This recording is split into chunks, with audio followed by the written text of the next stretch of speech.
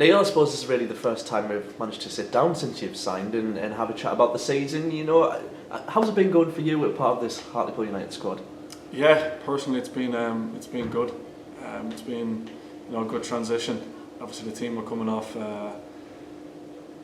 riding the crest of a wave, coming off obviously getting promoted, came into a confident team. Feel like I've slotted in okay, playing beside Jamie, Lids, and obviously there's a good core of the lads who were playing last year.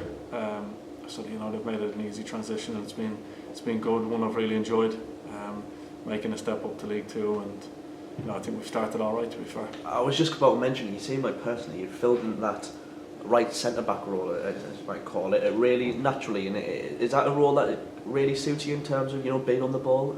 Yeah, well, I played it a bit last year for Halifax, and played it a little bit when I was at Fylde. So it's definitely a position I played before. I feel comfortable playing it, stepping out. But like I said, you've got players around you who make it a bit easier.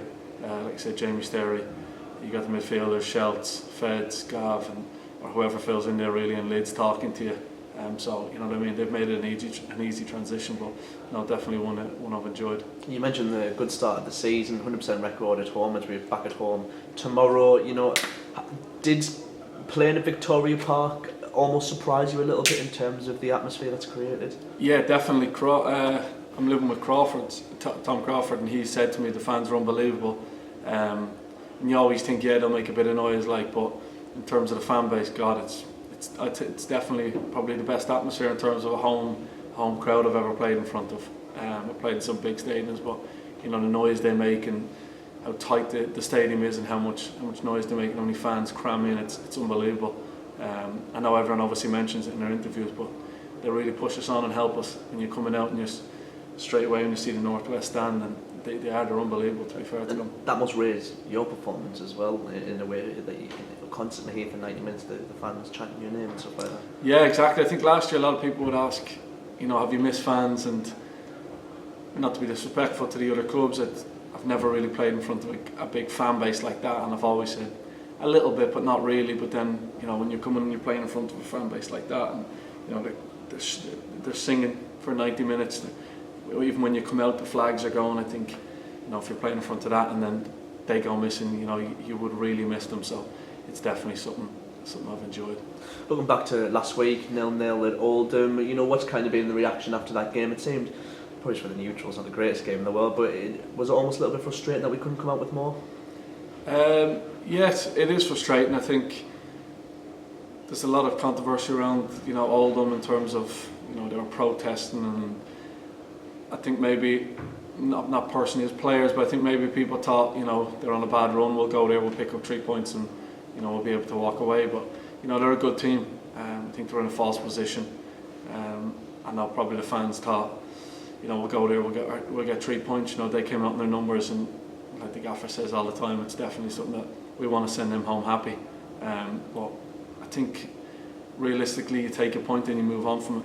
It probably wasn't our best performance of the season, we know that, but it's one you just need to take a point. If you can't win, you don't lose. I know it's silly saying, everyone always says it, but it's definitely something that we need to take into away games, and definitely to get our first away point and move on from it. Exeter tomorrow, a really good team, always up to the top end of the table. The gaffer's obviously confirmed this morning that Gary Liddell, David Ferguson will be missing tomorrow.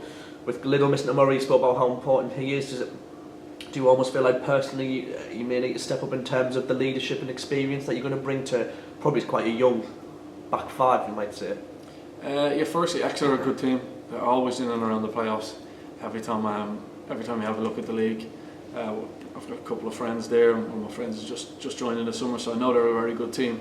But no, Lids he's a very experienced player. He has great leadership qualities, and he's not really a shouter or a screamer, but he talks well, and he always communicates well. But no, personally, I think I'll just play my own game.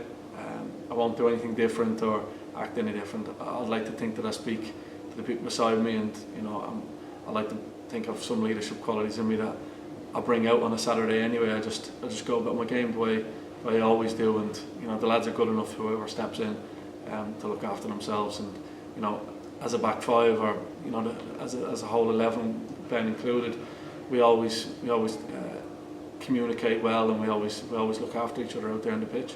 Obviously, we're not sure what changes he'll make tomorrow, but if that means you stepping into that central Gary Liddell centre-back role, is that something you obviously feel comfortable with? Yeah. I've played in the middle before. It's Tom Crawford. Yeah.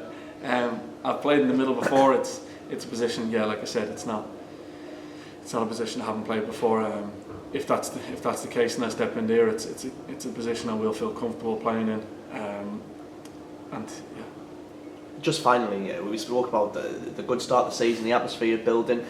Does it seem like there's an atmosphere around the squad that we're not just kind of here to solidify our place in League Two, but almost try and push on a little bit?